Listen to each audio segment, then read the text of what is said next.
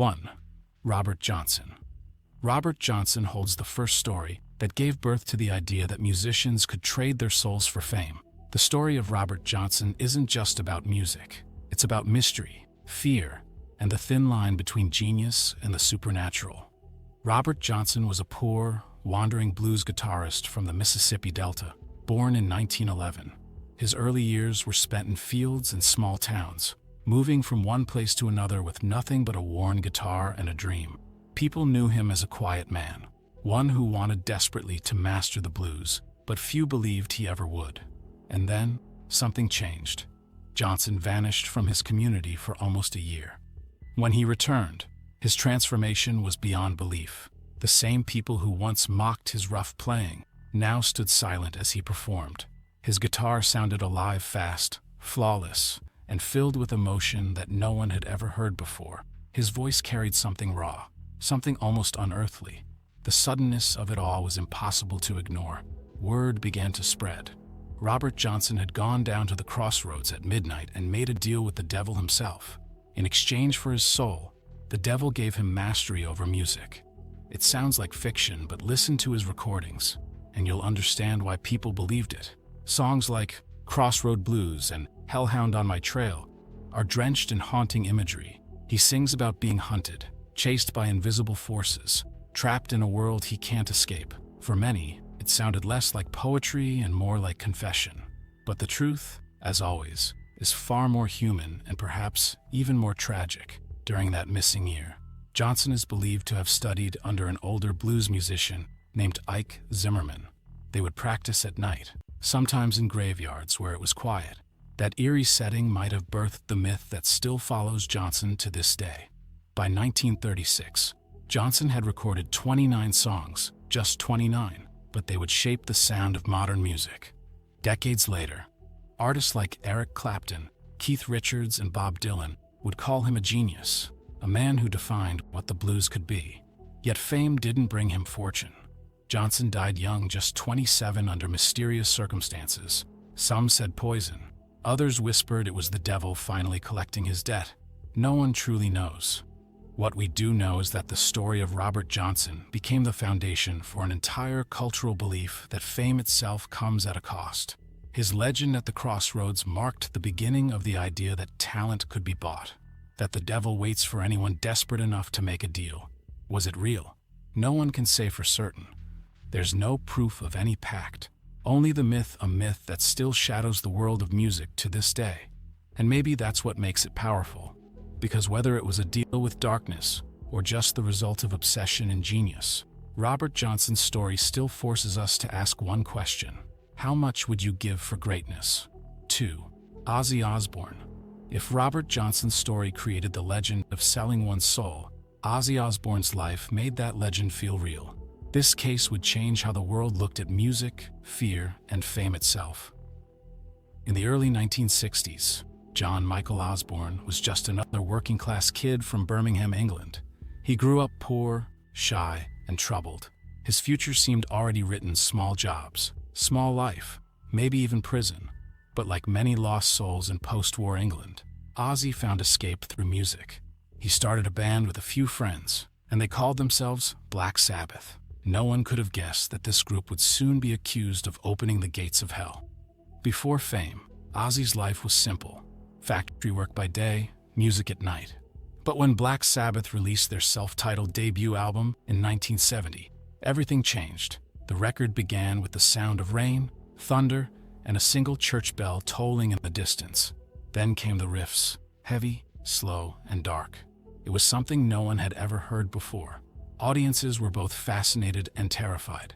People said the band's music felt cursed, that they were channeling something not entirely human.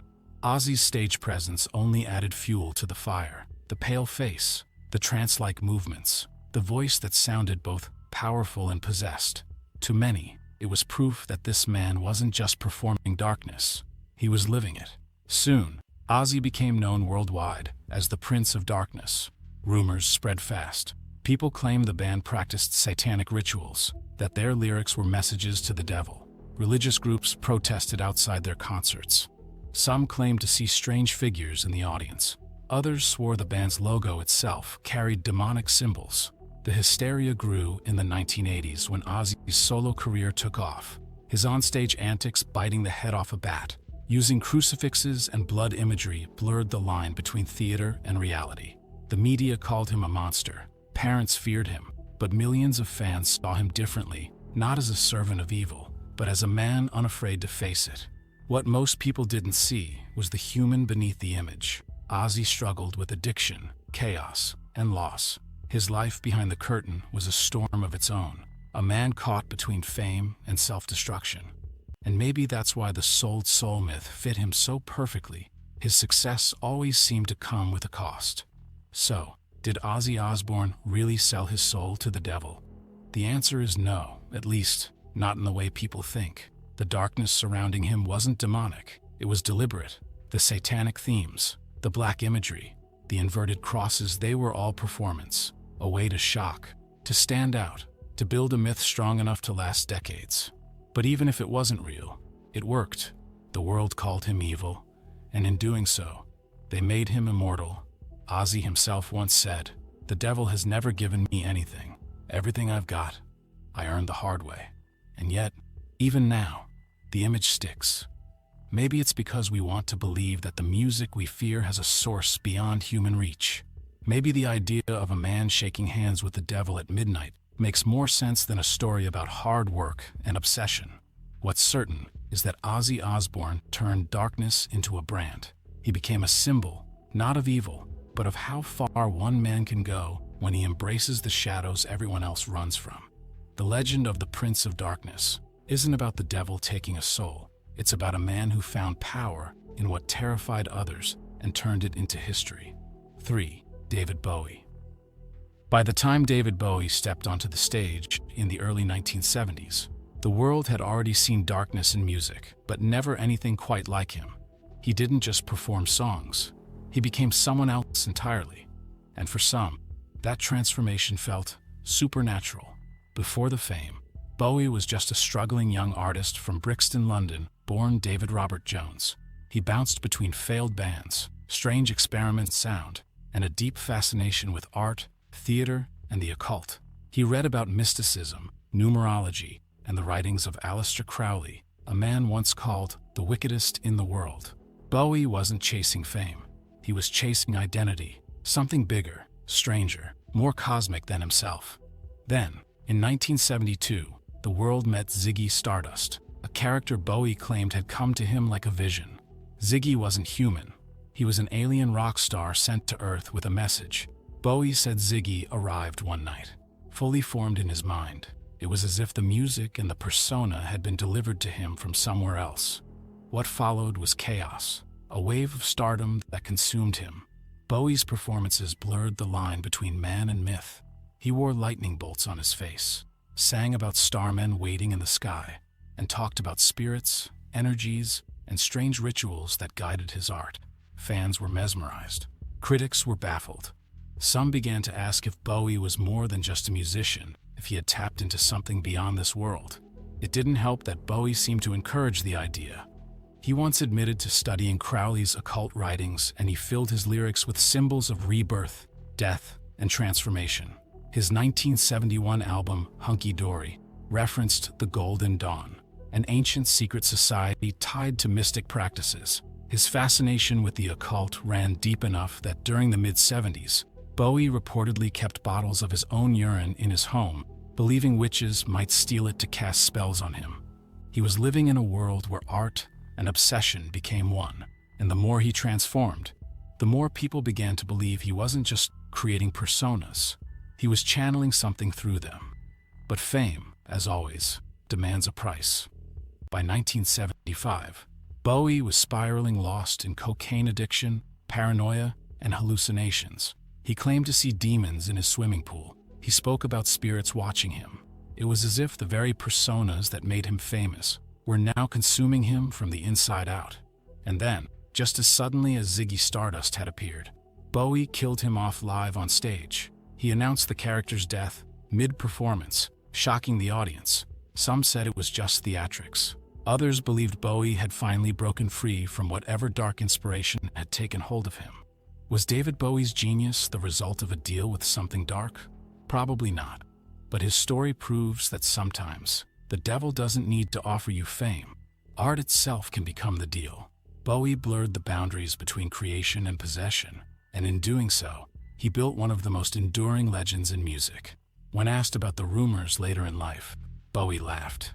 He said his fascination with the occult was simply curiosity, the search for meaning in chaos. But his knowing smile said something else. He understood the power of myth. David Bowie didn't sell his soul to the devil. He learned how to become the myth people wanted to believe in. And maybe that's more powerful, because long after he's gone, the man who called himself Ziggy Stardust still feels alive, somewhere between heaven and hell, starlight and shadow. 4. Marilyn Manson. By the time Marilyn Manson hit the world stage in the mid-1990s, the idea of musicians flirting with darkness wasn't new, but Manson didn't flirt with it, he married it. And in doing so, he became one of the most feared and misunderstood figures in music history. Before the fame, he was just Brian Hugh Warner, a quiet kid from Ohio with strict religious parents. He went to a Christian school where teachers warned students about sin, hell, and the devil waiting for disobedient souls. Ironically, it was that world of fear that shaped the very artist he'd become. Because instead of running from the darkness, Brian Warner learned how to use it. In the late 1980s, he moved to Florida and began writing for a local music magazine. That's when he met a guitarist named Daisy Berkowitz, and together they formed a band with a strange concept: to blend the beauty of Hollywood with the horror of real life. They named themselves after two icons, Marilyn Monroe and Charles Manson, a symbol of how innocence and evil coexist in American culture. When Marilyn Manson, the spooky kids, hit the underground scene, they were shocking, loud, and theatrical. But when they caught the attention of Trent Reznor of 9 Inch Nails, everything changed. Their debut album, Portrait of an American Family, exploded, and Manson was suddenly a star, or, depending on who you asked, a villain. His stage shows became infamous. He ripped Bibles apart, used inverted crosses, and delivered sermons like a satanic preacher. To his fans, he was a prophet exposing hypocrisy. To parents and religious groups, he was the devil himself. By 1996, protests erupted outside his concerts. Some churches even held prayer circles to protect their towns when Manson's tour came through. And then came 1999, the year everything shifted. After the Columbine High School massacre, the media blamed Marilyn Manson for inspiring the killers, even though they weren't actually fans. Overnight, he became a scapegoat for a nation searching for someone to blame. Reporters called him a Satanist, a cult leader, a corrupter of youth. Manson later said those years were like living inside a horror film written by America itself. The rumors spread faster than ever. People whispered that he performed real satanic rituals on stage, that his concerts summoned spirits, that he had a personal altar in his home. Others went further, claiming he removed his ribs for sexual purposes, or that he was part of secret occult circles in Los Angeles. Almost all of it was false, but that didn't matter. The myth was too powerful. What most people never realized was that Manson wasn't promoting Satanism. He was performing it as a mirror. His entire image was designed to expose how easily society demonizes what it fears. He once said, "If parents hate me, it means I'm doing something right, because it means I'm showing them the monsters that they created." Behind the scenes, though, the line between character and man started to blur. Drugs, chaos, and fame consumed him. His 1998 autobiography, The Long, Hard Road Out of Hell, revealed a man who saw fame as both a blessing and a curse, describing bizarre rituals, reckless nights, and the growing feeling that the persona of Marilyn Manson was swallowing Brian Warner alive. One of the strangest stories came from his early career. Manson admitted to performing mock satanic ceremonies with friends, using animal bones and candles, not as true rituals, but as rebellion. Performance turned into catharsis. Still, to the public, it was proof he'd sold his soul. So did he. In truth, Marilyn Manson never needed the devil's help. He created his own. His genius was in understanding that fear sells, that outrage keeps the spotlight burning. He became a villain in a time when America needed one. He once said, "The devil doesn't need to exist for you to fear him. All he needs is your imagination. That's what made Manson's story so haunting, because while others were accused of making deals with darkness, Manson built a career by becoming the darkness everyone feared. The devil didn't take his soul, the audience gave him theirs. Even now, long after the peak of his fame, the image of Marilyn Manson still lingers. The pale skin, the black eyes, the whispering voice that sounds both human and not. And maybe that's the real horror. Not that he sold his soul, but that he showed the world how easy it is to believe someone did. 5. Bob Dylan. If Robert Johnson's Crossroads became the birth of the myth, Bob Dylan might be the one who kept it alive.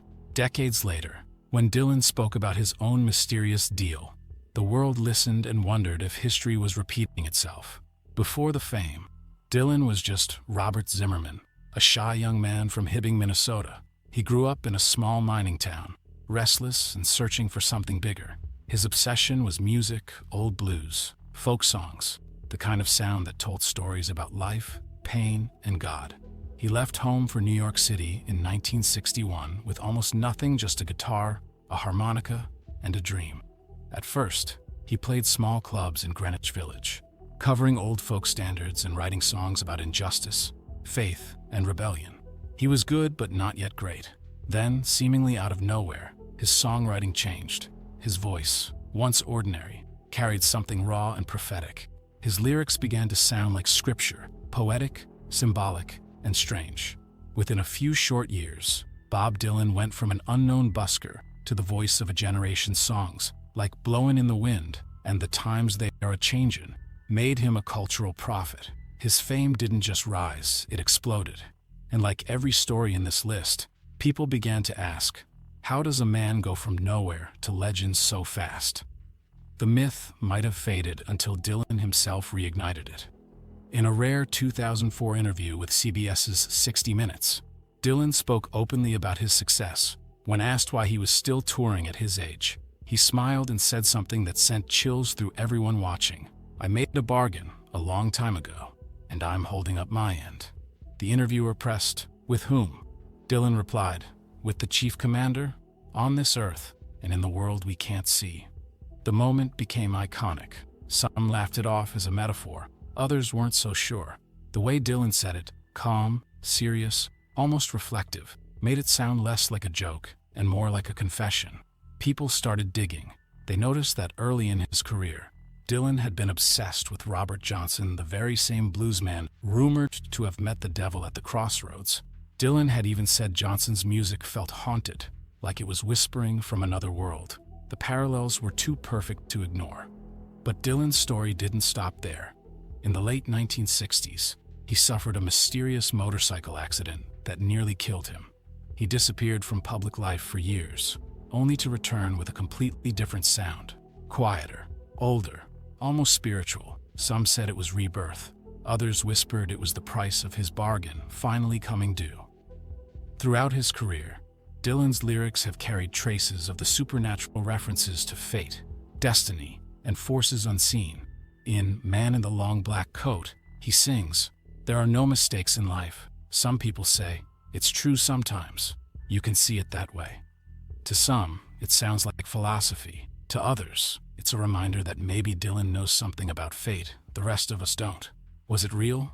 Did Bob Dylan truly make a pact with something beyond our world? Probably not, at least. Not literally. Dylan has always been a man of riddles. His words twist between truth and illusion, between what's said and what's meant. That's why his bargain could easily be about ambition, the sacrifices an artist makes to chase greatness. But the power of that moment, the quiet certainty in his voice when he said, "I made a bargain," still lingers, because for many, it sounded too close to the stories they'd heard before, the same words whispered by Robert Johnson at the Crossroads, half a century earlier. Maybe Dylan didn't sell his soul to the devil. Maybe he sold it to something far more demanding: the art itself, the endless need to create, to stay relevant, to live up to a legend he can't escape. Even now, Dylan continues to tour, still holding up his end of the bargain. And as long as he does, people will keep wondering what exactly he meant that day on television. After all, not every crossroads is made of dirt. Some are made of fame, ambition, and the haunting price of being remembered forever. 6. Michael Jackson. By the time Michael Jackson died in 2009, he wasn't just a singer, he was a myth. His voice, his face, his very existence had become something larger than human, and like every legend that grows too bright, shadows followed him everywhere. Before the fame, Michael was simply the quiet, soft-spoken kid from Gary, Indiana, the youngest of the Jackson 5. His childhood was ruled by discipline rehearsals, pressure, and the constant demand to be perfect. He never really had a normal life. He was trained, molded, built for greatness. From the moment he took the stage, something about him felt different. Even as a child, his voice carried pain and purity that seemed far beyond his years. People would later say he didn't just sing the music, he became it. By the time Thriller was released in 1982, Michael Jackson wasn't competing with other artists anymore. He was competing with history. But with that level of success came the rumors, the album's music videos. Thriller, Billie Jean's Smooth Criminal all carried an eerie, cinematic intensity. In Thriller, Jackson literally transforms into a monster under a full moon. It was meant to be entertainment, but for many, it blurred the line between fantasy and something darker. Religious groups began accusing him of occult imagery. Some claimed the eye on the Dangerous album cover represented the Eye of Horus, an ancient Egyptian symbol tied to secret societies. Others believed his dance moves and symbolism, the gloves, the poses, the pyramid-like choreography were coded references to the Illuminati. At first, it was just noise, but the louder his fame grew, the deeper the conspiracies went. People whispered that Jackson's success couldn't be explained by talent alone, that he must have made a deal with something otherworldly. After all, how could one man break every record in music history, redefine pop itself, and captivate billions? Then came the strange coincidences, the constant references to immortality, the obsession with youth, the way his appearance seemed to defy time. Some said he was chasing eternal life, not just success. Others claimed he had literally sold his soul for it, and his ever-changing face was proof of the bargain's toll. Even Michael himself spoke in ways that fed the myth. He often said that his inspiration came from above, but also admitted he didn't understand it. He once told an interviewer that songs would come to him in his sleep, fully formed melodies, lyrics, rhythm. He'd wake up and record them immediately, afraid that if he didn't, they'd vanish forever. It was as if something else was giving them to him. And then there was the Neverland Ranch, the massive fairy tale-like estate he built in California. To some, it was magical. To others, unsettling. Statues of angels and cherubs stood beside carnival rides and exotic animals. It felt like a physical manifestation of Michael's mind. Beauty mixed with loneliness, innocence tangled with obsession. Behind the curtain, however, fame had taken its price. Jackson became isolated, paranoid, and fragile. His friends described him as both deeply spiritual and haunted. One producer recalled him saying, "I've seen the face of fame, and it's not human." Another claimed that before big shows, Michael would perform a quiet ritual, a prayer that sounded more like a plea than gratitude. And then came the fall, the scandals, the lawsuits, the unbearable pressure. For someone who seemed untouchable, his decline felt almost biblical, a modern-day fall from grace. When he died in 2009, the world didn't just mourn him, it deified him. Candlelight vigils, murals, statues, fans around the world referred to him as an angel, a god, a spirit that never really died. And maybe that's where the myth comes full circle. Because if the devil's greatest trick is convincing the world he doesn't exist, then maybe fame's greatest trick is convincing the world it does. Did Michael Jackson sell his soul for fame? No one can say. There's no contract, no midnight crossroads. But what we do know is this. Fame took everything from him: his childhood, his identity, his peace, and in return, it gave him immortality.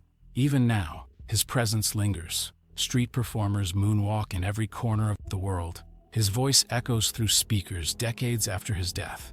He wanted to live forever, and somehow, he did. Maybe the truth is that Michael Jackson didn't make a deal with darkness. Maybe he was the deal, the living proof that when you give your life completely to art, you can never truly die. But you can never truly live again either. 7. Lady Gaga. When Lady Gaga first appeared on television in 2008, wrapped in latex, masks, and mystery, the world didn't quite know what it was looking at. She wasn't like the other pop stars. Her music videos felt like rituals. Her performances looked like sermons from another dimension. And almost immediately, people began whispering the oldest rumor in music: she sold her soul to the devil. Before the world called her Gaga, she was Stefani Joanne Angelina Germanata, a Catholic schoolgirl from New York. She played piano by age 4, wrote her first ballad at 13, and dreamed of Broadway, not darkness. She came from an ordinary family. Her father ran a small business. Her mother worked in telecommunications. But inside that quiet world, Stephanie burned with a need to be seen. She studied at NYU's Tisch School of the Arts, but dropped out to chase something bigger. For a while, she played dive bars under dim lights, performing in go-go outfits and leather corsets. She wasn't famous yet, but she was learning how to become unforgettable. Then, in 2008, the fame arrived, and the transformation was complete. The wigs, the masks, the blood-soaked stage shows, they weren't random. Gaga had built an entire mythology around the idea of fame as religion. She called her fans little monsters, and herself Mother Monster. She told them that fame could save them, that the stage was a church, and that music was her form of worship. To the tabloids and conspiracy forums, that language was enough to spark something bigger. Her 2009 MTV Video Music Awards performance, where she sang Paparazzi while covered in fake blood and hanging from a rope, ignited the first major Illuminati claims. The symbolism was too much for some to ignore. Red lights, sacrifice, ascension.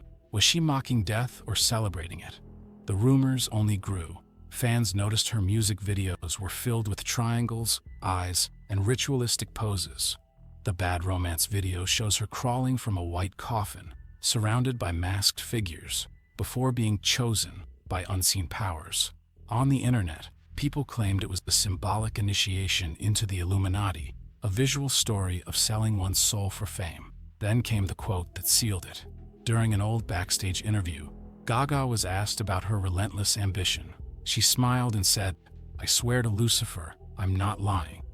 It was an offhand joke, a piece of theater, but to the online world, it was proof.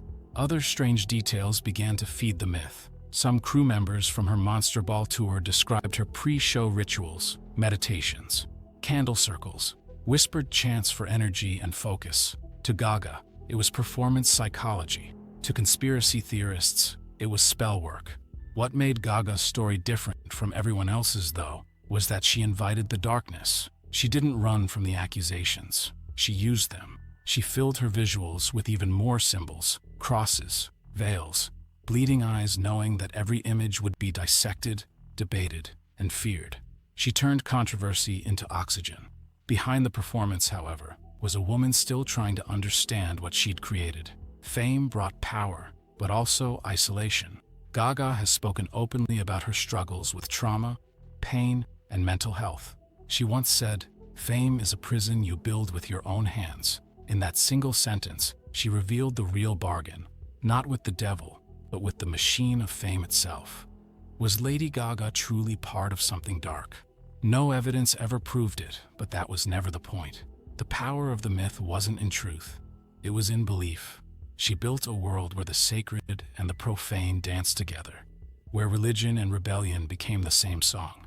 In a sense, Gaga became the crossroads herself, the meeting point between worship and fear, divinity and desire. So maybe she didn't sell her soul. Maybe she showed us what it looks like when someone uses their own image as an altar and lets the world decide what kind of God they see standing there. 8. Frank Sinatra. Long before the world whispered about rock stars making deals with the devil, there was Frank Sinatra, the man whose voice could stop a room, whose presence could silence chaos. To his fans, he was a god of charm and rhythm. To his enemies, he was untouchable. And for decades, people asked the same question. How did one man rise so fast, so far, and stay there so long?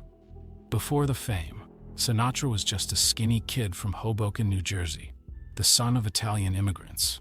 He worked odd jobs, sang in bars, and worshipped the great crooners of his time. But there was something about him, a magnetism that didn't belong to the smoky bars or small stages where he began. People said that when Frank sang, you didn't just hear him, you felt him. It was like his voice reached somewhere deeper than sound could go. In the early 1940s, his career exploded, practically overnight. Sinatra went from performing in small clubs to selling out theaters. Crowds of screaming women, Bobby Soxers, they were called, fainted at the sound of his voice. Reporters compared his fame to religious hysteria, and just like that, a myth began to grow. Some said Sinatra had help not from the heavens, but from the shadows. Behind the tuxedos and perfect smiles, rumors spread about mob connections. He was seen with men who didn't belong in music, men who controlled cities, not record labels. Some claimed that they were the real reason Sinatra's career survived the hard years, that they pulled the strings when doors began to close. The whispers got louder when Sinatra's career took a nosedive in the early 1950s. His voice faltered, his record sales dropped, and Hollywood stopped calling. Most stars never recover from that fall, but Sinatra did. And when he came back stronger. In 1953, he won an Academy Award for From Here to Eternity, a film role he supposedly got through mysterious influence. People said it was divine luck, others said it was something darker, a favor called in from powerful friends. Some even connected his sudden comeback to the famous Godfather story years later, the idea of deals being made behind the curtains of power. But there was another side to Sinatra, a spiritual one that most people didn't see. He believed in fate, luck, and timing, but he also believed in control. He once said, "You've got to be lucky, or you've got to make your own luck." And in his world, those two ideas often looked exactly the same. His life was filled with strange coincidences, near misses with tragedy, miraculous turns of fortune, business deals that seemed impossible but always worked in his favor. And even as younger stars rose and fell, Sinatra stayed timeless, untouchable. By the 1960s, he was no longer just a singer. He was a king surrounded by politicians, movie stars, and mobsters. He moved between the White House and Vegas casinos like he owned both. People said he didn't need to make a deal with the devil, because he was the deal. When asked about his power, Sinatra would smile that knowing, dangerous smile. He'd call it luck, but those who worked with him described moments that felt almost supernatural. A recording session where his voice carried perfectly, even when the equipment failed. A performance in Vegas where a power outage killed every mic except his. Coincidence maybe, but to his fans, it was proof that whatever force guided Frank Sinatra, it wasn't ordinary. By the time he retired, Sinatra had lived several lifetimes: the young crooner, the broken man, the Hollywood icon, the legend who never faded. When he died in 1998, his funeral felt like the closing of an era. People lined the streets crying, not just for the man, but for the feeling he carried, that golden, untouchable glow that made him seem eternal. Did Frank Sinatra sell his soul? Probably not. But maybe he sold something else: his peace, his privacy, his innocence in exchange for perfection. He lived the kind of life that only happens once in history, and like every myth that shines too bright, people couldn't believe it came from this world alone. Frank Sinatra's voice never died. It still echoes through empty hotel lobbies, old radios, and late-night playlists. And maybe that's the real magic. Not a deal with darkness, but a man who learned how to make time itself stop for 3 minutes and 30 seconds at a time. 9. Jay-Z. In the early 2000s, hip-hop wasn't just music, it was mythology. Rappers weren't just artists, they were architects of worlds. And at the very top stood one man, Jay-Z, the self-made billionaire from Brooklyn, whose journey from drug dealer to global icon felt too perfect, too smooth, too untouchable. The whispers came early. They started small forum threads, radio call-ins, a few strange symbols on an album cover. But by the time Jay-Z's empire stretched from Rockefeller Records to Roc Nation, from champagne brands to sports teams, the internet had already decided. No one rises this high without help from the dark side. Before the fame, Sean Carter was just a kid from Marcy Projects, one of Brooklyn's toughest neighborhoods. He rapped on street corners, hustled for survival, and recorded mixtapes in basements. There was no glamour, no spotlight, only ambition. But even then, People said there was something about him. Calm, calculating, detached. A man who never seemed surprised by his own success, as if he already knew where the road ended. Then came 1996's Reasonable Doubt, a debut album that sounded less like a beginning and more like a prophecy. Jay-Z wasn't asking for fame. He was claiming it. His lyrics were filled with imagery of fate, power, and control. I'd rather die enormous than live dormant. Those weren't the words of a dreamer. They were the words of someone who had already signed something invisible. As his fame grew, so did the symbols. The Rockefeller hand sign, the diamond gesture held above his head, became a cultural trademark. Fans saw it as a symbol of the label. Conspiracy theorists saw something else. A pyramid, the all-seeing eye, straight from Masonic and Illuminati lore. Jay-Z did little to deny it. In fact, he leaned into it. He put the imagery on his album covers, wore clothes printed with occult symbols, and dropped lyrics that felt like taunts. Y'all can't see me. Y'all can't be me. Every time someone accused him of being part of a secret society, Jay-Z got richer. By the late 2000s, his empire looked almost supernatural. Rock Nation became more than a label. It was a machine of influence, spanning music, fashion, sports, and politics. The wealth multiplied. The reach grew global. His wife, Beyoncé, became another face in the so-called Illuminati pantheon. Together, they looked less like a couple and more like a royal bloodline of pop culture. Then came the infamous visuals. In the video for On to the Next One, black and white images of skulls, horns, and strange symbols flashed across the screen. In Run This Town, Jay-Z stood like a messianic figure in a dystopian world, surrounded by chaos and torchlight. Every frame felt coded like something sacred and forbidden. To the public, it was art. To the conspiracy world, it was proof. Forums and YouTube channels dissected every gesture, every lyric. Some claimed Jay-Z's fortune came from a secret ritual of sacrifice, not of blood, but of integrity, that he'd traded his soul for the power to control culture itself. Jay-Z, of course, laughed it off. In interviews, he dismissed it all as ignorance. It's just entertainment, he'd say. Do you think I have time for secret meetings in the dark? But part of what made him so untouchable was that he never explained too much. He understood the value of mystery, the way a symbol can feed a legend better than any truth ever could. And yet, the coincidences kept coming. Songs like Lucifer, produced by Kanye West, didn't help his case. The track sampled lines about resurrection and repentance, with Jay-Z rapping, "Lucifer, son of the morning, I'm gonna chase you out of earth."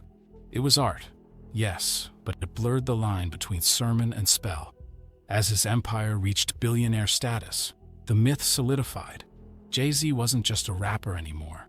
He was a symbol of ultimate success, the kind that looks almost engineered. And maybe that's the real reason people connected him to the Illuminati. When someone rises from poverty to untouchable wealth, controls culture, bends narratives, and still walks with absolute calm, it doesn't feel human anymore. It feels designed. Maybe Jay-Z never sold his soul. Maybe he just understood that power is its own religion, and that in a world obsessed with symbols, you don't need to make a deal with the devil. You just need to look like you already have. So when he throws up the diamond, maybe it's not a pyramid. Maybe it's a mirror one that reflects our obsession with secrets, power, and the fantasy that somewhere, behind the velvet curtain of fame, there's a price written in blood that we'll never see. 10. Elvis Presley. By the time Elvis Presley stepped on stage in the mid-1950s, America had never seen anything like him. The voice, the movement, the impossible charisma. He didn't just sing, he possessed the room. His fans screamed like they were witnessing revelation, not performance. And in the glow of those stage lights, something strange began to happen. Elvis stopped being a man. He became a myth. Before he was the king, Elvis was just a poor boy from Tupelo, Mississippi, born to working-class parents in a one-room house. His life began under the shadow of tragedy. He had a twin brother, Jesse Garon Presley, stillborn at birth. Elvis would grow up alone, haunted by the absence of the other half of his soul. People close to him said he talked about Jesse often, wondering if his brother's spirit followed him through life, guiding him, or maybe claiming the price for his success. From the start, Elvis's rise was unnatural. A shy, polite young man walked into Sun Records one day in 1953 to record a simple song as a gift for his mother. A year later, he was a national sensation. The voice didn't fit the body, and the body didn't fit the era. He moved like he'd seen the future, a mixture of gospel, blues, and something the world didn't yet have a name for. His fame hit like lightning, and with that kind of power came the inevitable whispers. The church called his music the devil's sound. Preachers claimed rock and roll was a tool of Satan himself, and Elvis, with his gyrating hips and hypnotic voice, was the messenger. He took the spiritual fervor of gospel and the raw pulse of blues and turned them into something dangerously seductive. As his fame grew, so did the mythology. There were stories of strange dreams and visions of Elvis claiming he could feel his destiny before it happened. He told close friends he'd had prophetic dreams about his career, sometimes so vivid they frightened him. He studied numerology, mysticism, and esoteric books searching for meaning behind his fame. He read about theosophy and the occult, convinced that there was a divine plan at work, that his voice had been given to him for a reason beyond music. But with every prophecy fulfilled came a price. The fame that once felt like destiny began to devour him. The endless crowds, the isolation, the dependence on prescription drugs, the king began to crumble. He grew paranoid, convinced that unseen forces were watching him. Some said he'd become obsessed with death, talking about his mother's spirit visiting him, about messages from the beyond. His final years in Graceland felt like a haunting. The mansion, once a symbol of his triumph, became a kind of temple filled with spiritual books, mirrored rooms, and late-night rituals. He surrounded himself with friends who called him the boss, but none could reach him. He would stay up all night, pacing, reading from the Bible, then books about numerology and life after death. One friend recalled, he believed he was chosen, but he didn't know if it was by God or someone else. When Elvis died in 1977, the world refused to believe it. Sightings flooded in from around the globe. People claimed to see him at gas stations, airports, even behind stage curtains. It wasn't denial, it was devotion. Because in a way, Elvis never could die. He'd transcended his own body long before that day in Memphis. And maybe that's the darkest truth of all. If Robert Johnson's legend began at the crossroads, Elvis's story ended there, not in dirt and folklore, but in gold and velvet. He became the blueprint for the modern myth, the man who gained everything, lost himself, and left behind a ghost the world still worships. Did Elvis sell his soul? No one will ever know. But if he did, the trade was perfect. The world got a god in rhinestones, and he got eternity. Even now, decades later, you can stand outside the gates of Graceland at night and see candles flickering in the dark. Thousands of people still make the pilgrimage, whispering his name like a prayer.